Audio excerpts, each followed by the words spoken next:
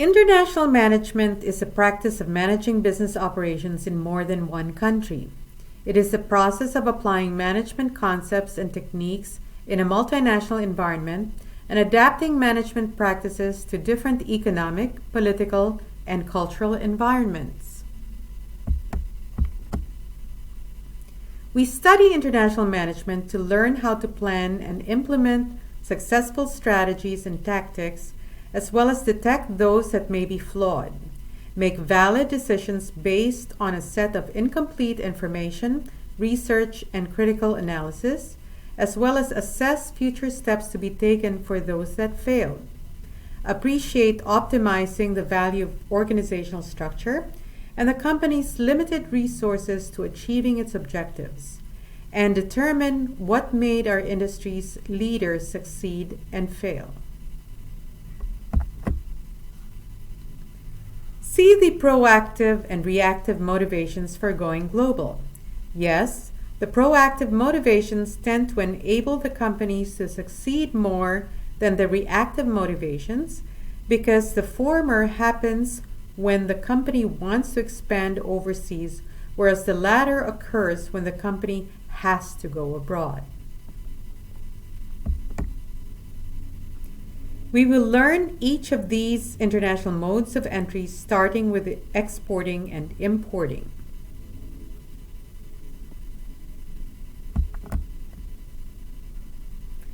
Exporting is the selling of products or services from one country to another. For example, hypothetically, Lucky Brands in the United States sells sweaters to Lane Crawford in Hong Kong. Can you come up with your own example? How much does China export to the rest of the world?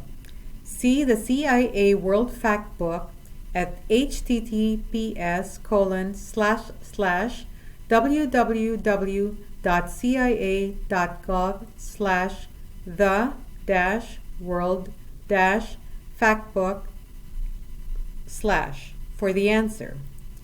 This link is provided in Mini Lecture C Part 2. Importing is the buying of products or services by a person or entity in one country from another country. For example, Coach sources some of its accessories from Korean suppliers.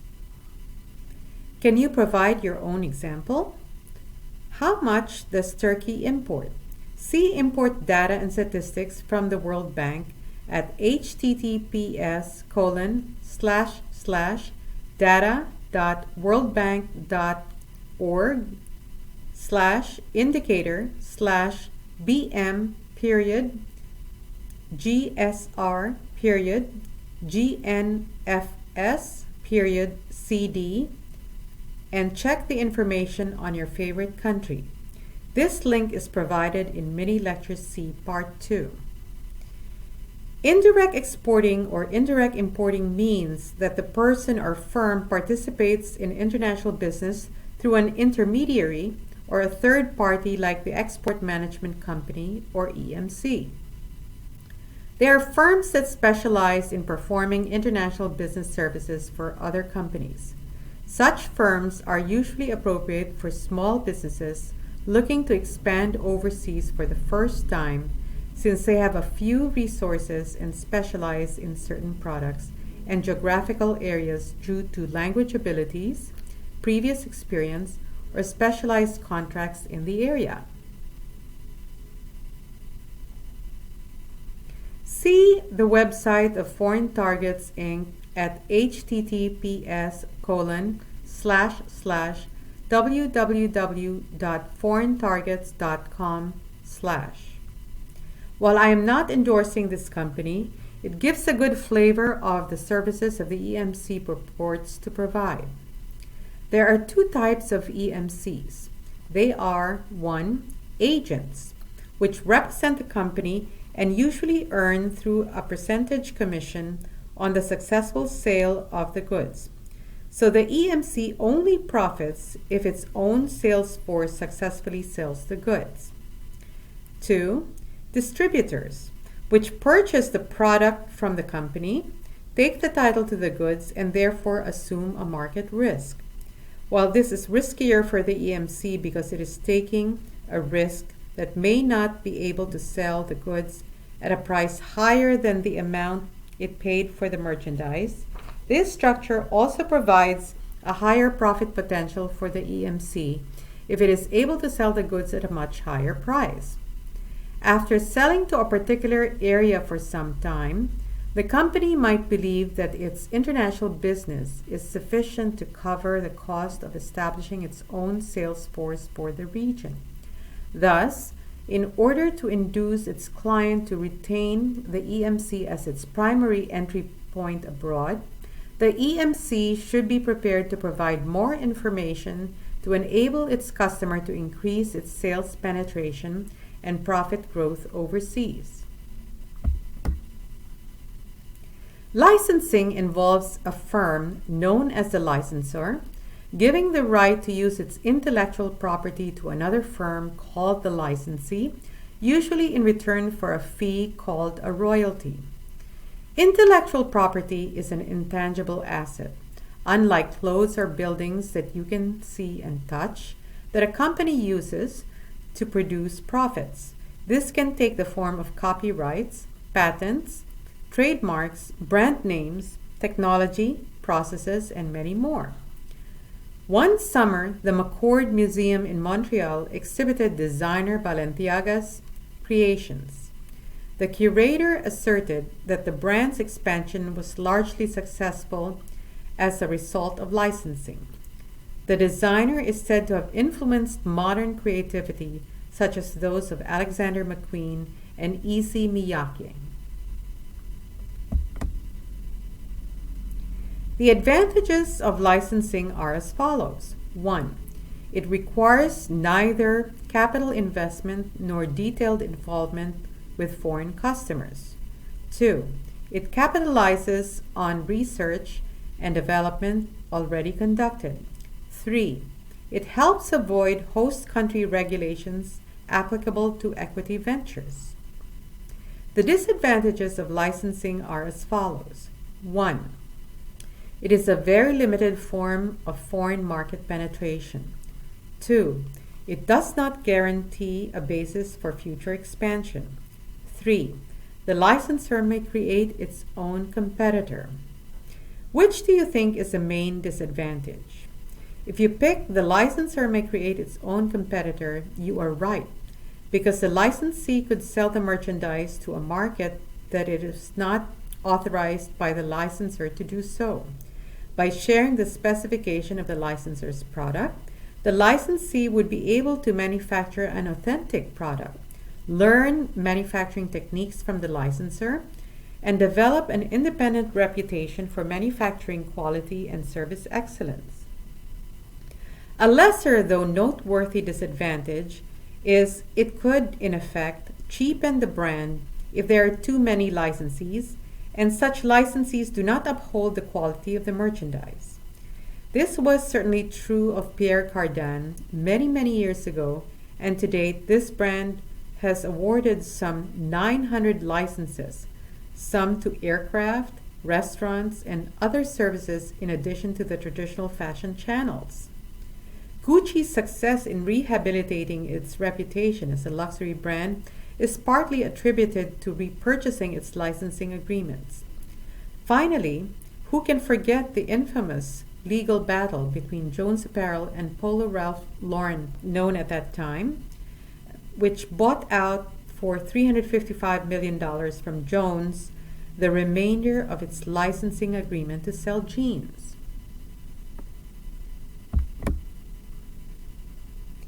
Franchising is a type of licensing wherein the franchisor or the owner of the intellectual property allows the franchisee to do business in a prescribed manner.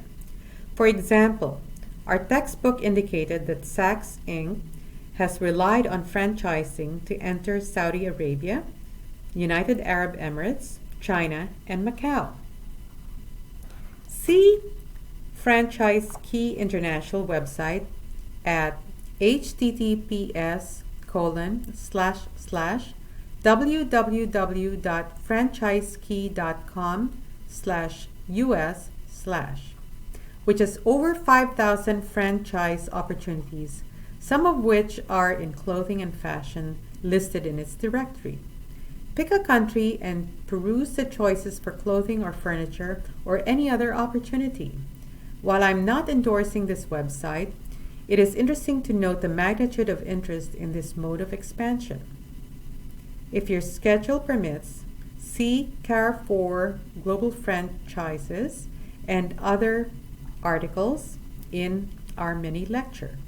While franchising has been the fastest mode of international market entry and expansion, with healthcare and education leading the pack, driven by an aging population as well as the need for child development and supplemental training, the quick expansion of e-commerce, especially during COVID-19 times, is making headlines. For the purpose of our course, we will take strategic alliance to mean the agreement of independent companies to pursue a common objective, usually projects such as research and development or R&D, joint marketing, joint production, or other activities. In this case, as opposed to what is written in our textbook, we will exclude equity participation, which we will take up later in this learning unit, from our definition of strategic alliance. The purpose is to share risk and resources as well as take advantage of marketing opportunities. Mini Lecture H Part 2 includes an article on Sephora and Ulta setting up their own mini stores within Kohl's and Target respectively. The term consortium is used if there are more than two parties in the strategic alliance. Nevertheless, do be mindful that such alliances may sometimes not work out 100%. For example, Spotify ended its partnership with Uber amid mounting scandals.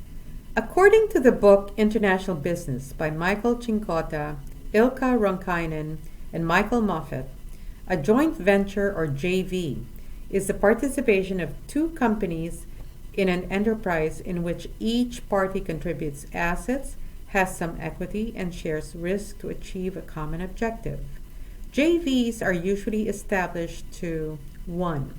Comply with government policy or legislation. 2. Avail of one partner's needs for another partner's skills. And 3. Exchange one partner's needs for another partner's attributes or assets. A classic example is a JV between Walmart, the world's leading retailer, renowned for its efficiency and expertise in logistics, supply chain management, and sourcing, and Bharti Enterprises, one of India's leading business groups with interests in telecom, agribusiness, insurance, and retail.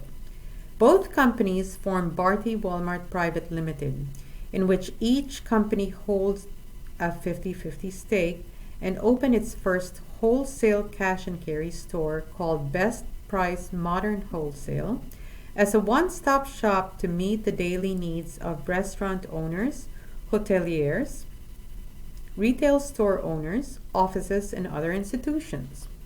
When Walmart's partnership with Bharti was formed, its benefit was its ability to comply with local regulations on ownership, because foreign entities are not allowed to hold majority ownership of companies in India, and to tap on Bharti's inherent knowledge of the local market. They have since announced their breakup, which may have been propelled by external reasons. Mini Lecture I, Part 2, includes an article from Wharton, University of Pennsylvania, outlining observations of this breakup, as well as majority of joint ventures doing so for various reasons. Walmart has since returned to India, registering a company called Walmart India Private Limited.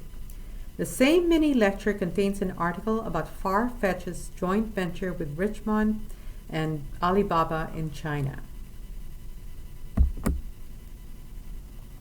Since the JV partners are two different companies, which almost surely have different objectives, it is a good idea to define a common ground in many of the areas and decisions to be made before the JV is formed. Accordingly, following a list of considerations on which to be deliberated when drafting a JV agreement. 1. Clear definition of the venture and its duration. 2. Ownership, control, and management. 3. Financial structure and policies. 4. Taxation and fiscal obligation. 5. Employment and training. 6. Production. 7. Government assistance. 8. Transfer of technology. 9. Marketing arrangements. 10. Environmental protection. 11. Record keeping and inspection. And 12. Settlement of disputes. Note that it takes special knowledge and experience to evaluate a potential joint venture partner. Companies new to international business would be wise to consider hiring a consulting company to guide their charter into these territories. As in a strategic alliance, a venture with more than 2 partners is called a consortium. For some firms, foreign direct investment requires full ownership to maintain total control. Some countries like Mexico, Bolivia, India, and the Philippines are sensitive to foreign ownership because they believe it can be a threat to sovereign rights. For example, in Mexico, until recently, only locally owned companies could explore energy sources. Nevertheless, there is a reason to believe that some markets are relaxing this view, some still with additional challenges. If your schedule permits, see articles in Mini Lecture J Part 2 for examples. Since the international environment is increasingly hostile to full ownership by multinational firms, in order to make a rational decision about the scope of ownership, management must evaluate the extent to which total control is important to the success of its international marketing activities.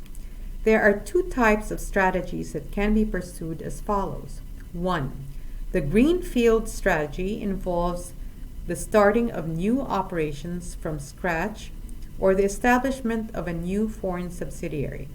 An example of this is Abercrombie & Fitch's store in Milan, Italy. Long lines formed for the opening of this exciting store.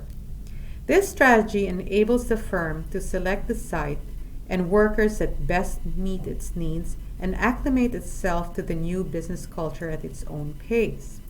According to our textbook, research indicates that the greater the cultural differences are between the cultures of the home and host countries, the more likely a firm is to establish its own subsidiary. In the greenfield strategy, implementation is regarded to take some time because every aspect needs to be organized from scratch. It may also be difficult to secure land or property for the subsidiary. Moreover, the firm would most likely be required to hire a local workforce and train it to meet the company's standards. We will take this up in greater detail in Learning Units 3 and 7. It may also strongly be perceived as a foreign enterprise. 2. The acquisition strategy entails the taking over of a controlling interest in a foreign company. An example of this is Polo Ralph Lauren's acquisition from Naigai Company Limited of its Japanese children's wear and golf apparel businesses, which were previously under license in exchange for approximately $26 million. The advantage of this structure is the company's ability to immediately gain control over the company's operations, employees, technology, and other assets.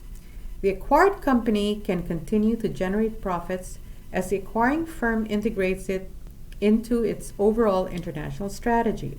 It also adds no new capacity to the industry since it is merely continuing the operations of an existing company. Nevertheless, the disadvantage of this strategy is a difficulty that the acquired company's corporate culture may be vastly different from that of the acquiring company. As a result, some books indicate that the greenfield or new subsidiary strategy may sometimes be a cheaper alternative. In addition, the acquired company may have hidden liabilities or existing encumbrances that may negatively affect its performance.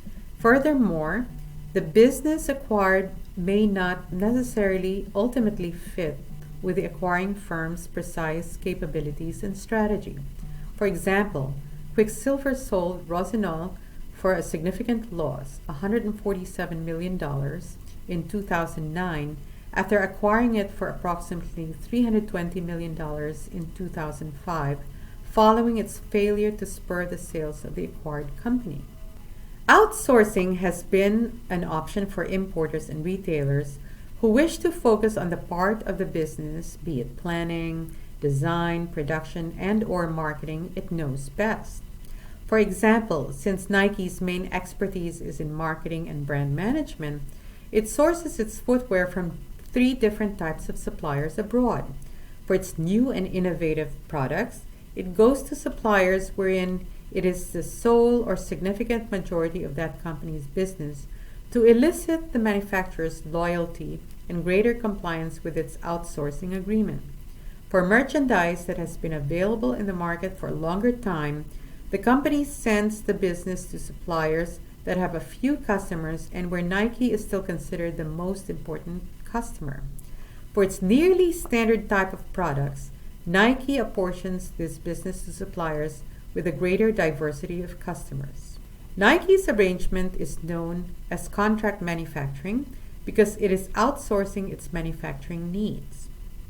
Another type of outsourcing is the management contract, when the company employs another firm that provides managerial assistance, technical expertise, or specialized services for a specified time and compensation. While it sounds similar to a franchise agreement, it is more technical and specialized type of involvement. For example, Giorgio Armani contracted with Emaar Hotels and Resorts LLC in Dubai, United Arab Emirates, to develop a unique series of hotels for the Giorgio Armani Group.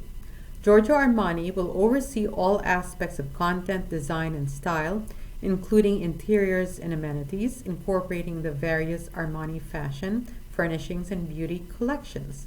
Emaar will be fully responsible for real estate, construction, management, and operations of the hotels. Both the Giorgio Armani Group and Emaar are involved in a turnkey project which involves the design, construction, and equipment of the hotel facility. More such arrangements between designers and hotels are being hatched. E-commerce is the buying and selling of products and services through the internet, which has been growing in popularity for the conduct of regular and technology retailers, as well as international luxury companies such as Bulgari and Hermes, turning to the internet for increased market penetration. E-commerce has been a double-edged sword for luxury companies that manage the distribution of their products. Since there has been a proliferation of counterfeits in the market, these companies have aggressively fought against the sale of such goods online by third parties. See in Mini Lecture L Part 2 the article I published in FIT's Network Magazine's Summer 2006 issue. While challenges such as payment delivery and fraud continue to remain, the market is increasingly turning to this cheaper and innovative alternative to expand internationally. The advantages are: 1. Ease of use without having to step outside and deal with traffic, parking, and long lines. And 2. It could be easier to review the wide array of products available. The disadvantages are: 1. Some cultures, like the Japanese, like to use cash for payment. Moreover, the financial system of some countries is not as fully developed as those of the industrialized countries. Payment mechanisms such as credit cards issued by financial institutions in developing countries may not be universally acceptable elsewhere. For example, it is unlikely that a credit card issued by a bank in Indonesia will be accepted by an American retailer unless it is guaranteed by a recognizable entity. Innovative mechanisms such as PayPal of eBay and Square of Twitter have helped to alleviate this concern. Other methods such as Alipay, introduced through Alibaba, and Apple Pay, provided by Apple or Apple Wallet, as well as the emergence of virtual currencies like Bitcoin and Sucre, are widening the choice of payment mechanisms. 2. While most of the world market speaks, writes, and transacts in other languages, English continues to be the predominant language used in e-commerce. This is certainly changing, although more needs to be done to hasten growth in this area. So while the global pandemic shrank Russia's gross domestic product or economy by 3% in 2020, stunting its spending power, social distancing restrictions fast-tracked the country's consumers' move into online shopping, which jumped by 59% to 3.2 trillion rubles or $44 billion. Among its five main product categories are clothing, footwear, beauty, furniture, and electronics. And yet, compared to other countries as shown by the chart, the Russian market is fragmented and underpenetrated, signifying its significant potential. If you have questions on our lessons, feel free to earn participation points by placing them in the Talk with the Professor tab near the bottom of our Learning Unit menu.